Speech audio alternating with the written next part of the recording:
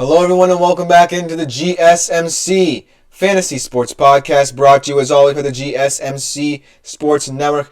And for our final segment of the day here on the show, I do want to go over my fact versus fiction. Before we get into that, I do want to address a comment by Tap to Learn here. I like Downs too, but Flacco has still not repeated what he did last year with Cleveland, and I kind of agree with that sentiment because I feel like a large part of what Flacco did last year was hit the deep shot, be aggressive in the short to intermediate areas of the field, and ultimately that's what unlocked that Cleveland offense.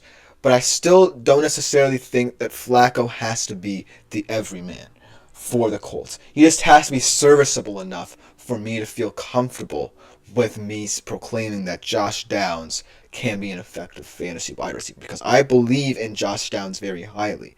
But it's all going to depend on, Flacco doing just enough to get this Indy offense going. But without further ado, let us get into our final segment of the day here on the show, our fact versus fiction segment, kind of along the lines of our Don't Be Surprised If segment here on the show, but more so justifying or debunking certain claims that people might make throughout the week from a fantasy perspective. And these ones, I must say, are wacky, including my final one. I did, granted, make this before Week 10's games even started, so a lot of unpredictability with this segment right now. Might have to talk about certain things off the cuff, but without further ado, let's jump right into it, because that's what makes it that much more exciting.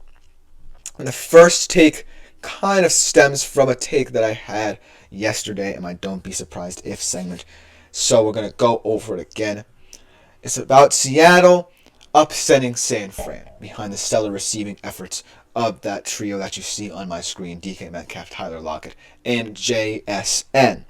But the reason I think it's fiction is because only one part of that statement is going to come true. And when only one part becomes true, it has to be deemed as fiction. So, unfortunately, that means I don't have the Seahawks upsetting San Fran, as much as I feel like after the bye, they're coming back fresh. DK's coming back from that MCL sprain, and this offense, becomes a little bit more versatile potentially than what they were against San Fran a couple weeks ago.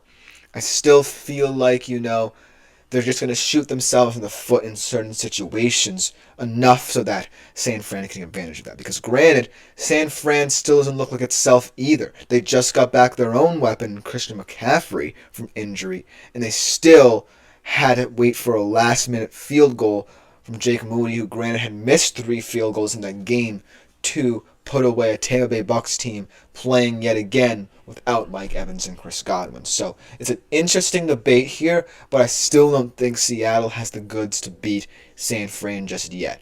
We're still waiting for our first win in quite some time against San Fran, but I still think that these receivers can get going against the 49ers here. I still think, Geno can distribute the ball more effectively, more efficiently in this one than what he did in that last game. And so look for all 3 of these receivers to be viable fantasy options for you this weekend, even though I don't think this upset will happen. And that is why I have to, sadly, as a Seattle Seahawks fan, deem this one fiction. But I do think it can be an interesting game. Then the second one I want to talk about. We talk about this guy throughout the week. As always, Bo Nix is a very interesting fantasy proposition. And I think he could be a sneaky top 5 candidate at the QB position for the Broncos in this one. Against the Falcons, like I said, this is going to be a very, very exciting, thrilling matchup here between 2 teams that I feel like pride themselves on certain areas of their offense that other teams might not, in terms of game management, timing-based offense. And then on the defensive side of the football, 2 teams that are starkly different, but I feel like why I think the Falcons will keep this close, and I don't want to digress too much from Bo Nix here, is because, that front of Denver is not necessarily the best out of all of the units in that defense for Denver. And I think that Bijan and Tyler Algier can take advantage of that and they're going to want to go to the run game early, which can open up a little bit more passing avenues for Kirk. So look for them to try and keep this as close as possible if they're the Falcons. But on the Bo Nix side of things, the Broncos side of things, I feel like offensively in this one, all bets are off on how the Broncos look at this game. Because you look at this Falcons defense, if they have some nice pieces, but they haven't really come together.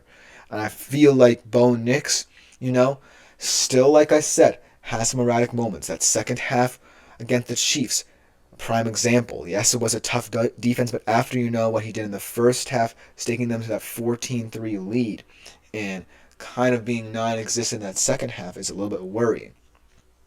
So in this one, there are still going to be some questions asked of him in terms of his play, but I still think he'll be effective enough.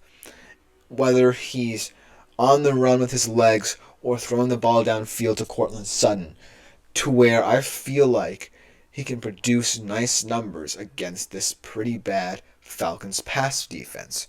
And so it is a bit of a risk take, but I still think it can be justified as fact, just because of the ineptitudes of the Falcons offense and because I like what I'm seeing out of the progression of Bo Nix in this Sean Payton offense, because it's going to be all about timing with him.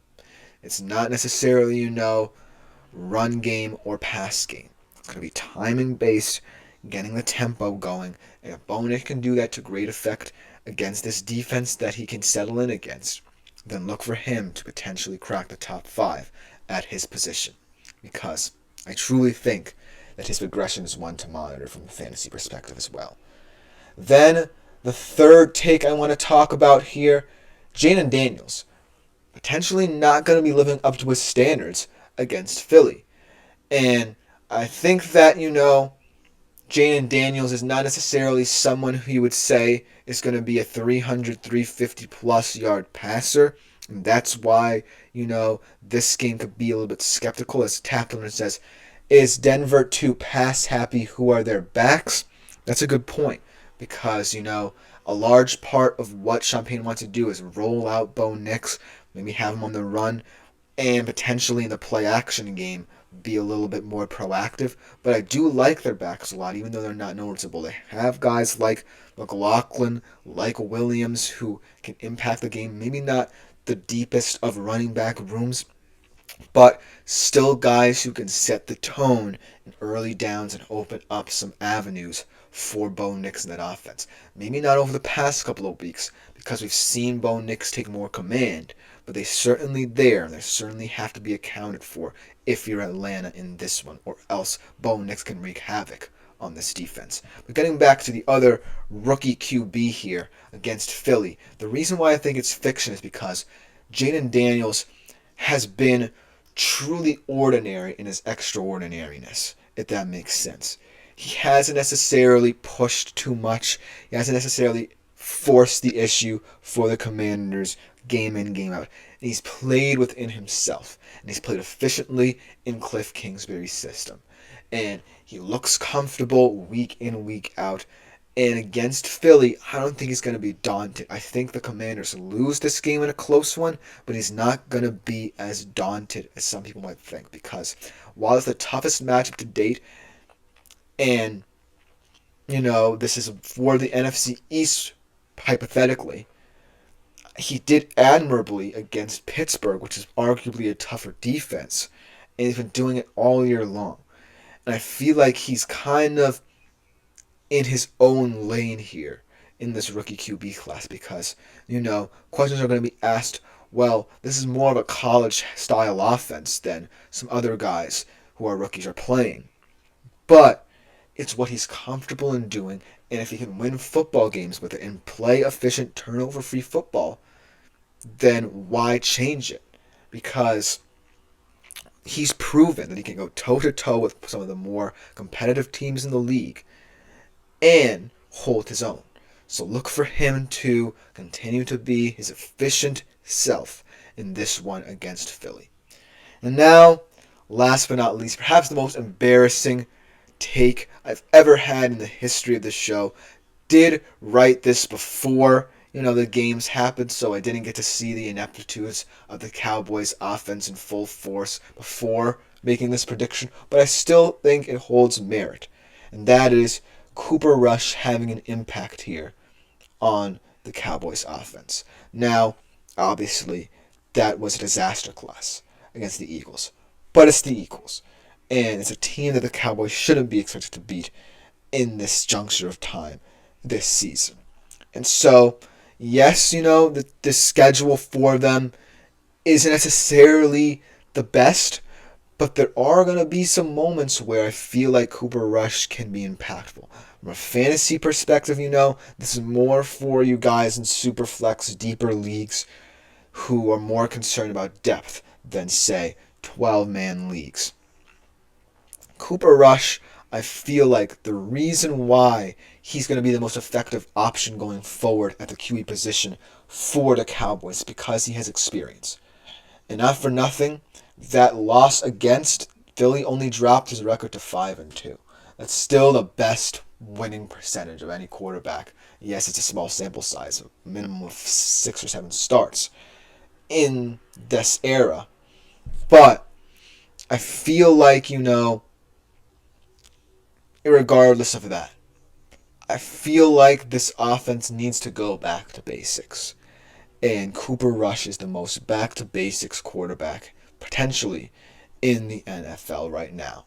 And so that's why I feel like he can be effective enough to generate some production for this offense and potentially, make it so that there's no pressure on anyone's shoulders here. Because now, they know Dak Prescott is out for the season. They can get away from all that hubbub surrounding the pressure he might face in that system. So Cooper Rush is a unique opportunity for him to really take control of this Cowboys team and say, hey, we got to look away from what Dak and CD brought to this team and get back to playing complimentary football, because that might be all they need to pick up a couple surprising wins along the way.